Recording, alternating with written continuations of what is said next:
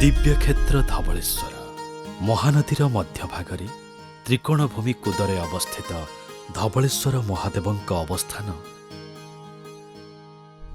ओडिशार शैव धर्मर प्राचीनता और व्यापकता को सूचित करने सह राज्य तथा पड़ोशी राज्य शैव भक्त मानू आकर्षित करिबारे समर्थ।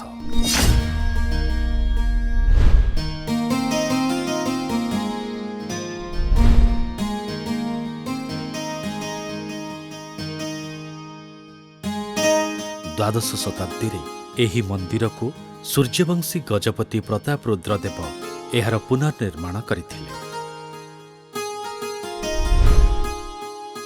17 एकर विशिष्ट एही त्रिकोणभूमि धवळेश्वर पठारे अवस्थित एही शिव मंदिर कलिंग शैली रे निर्मित।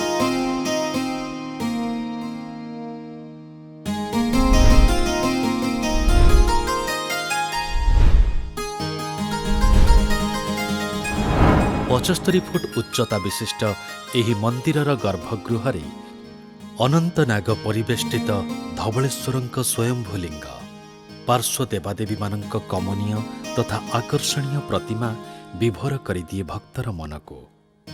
पद्म पुराण उत्तराखंड रे रहिछि धवळेश्वरଙ୍କ संपर्क रे अनेक कहानी और किंवदंती। ऐतिहासिक और साहित्यिक माने शतमुखरे प्रशंसा गान करिछन्ति। एही महिमामय पीठर महानदीर अपरूप सौंदर्य नील जलराशिर मादक भरा मृदु संगीत पवनर सुर और ताल सबुजिमा भरा वृक्षराजिर सम्मेलन दर्शकीय पिपासा मेंटाइबारे समर्थ।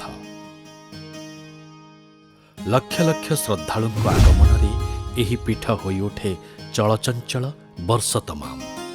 धवळेश्वरଙ୍କ पीठरे पालित सबु पर्वपर्वाणी बेस आकर्षणीय, किंतु सबुठारु बड़ और स्वतंत्र पर्व बड़ ओषा। एही बड़ ओषार गजभोग अर्जन करिछि लोक प्रसिद्धि। गजभोग और तरण एही मंदिरर स्वातंत्र्य। महानदीर वक्षरे एही मंदिरर दृश्य अत्यंत मनोरम। एबे पीठको आहुरी सुंदर करिछि झुलापोल।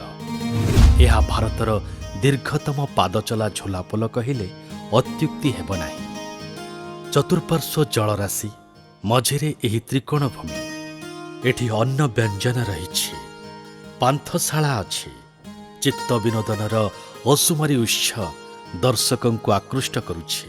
कटक सहर पाखकु लागि रहिछन्ति महाप्रभु। दिव्य लीलारे करुणा ढाळुछन्ति अगणित मनीष मानंकु।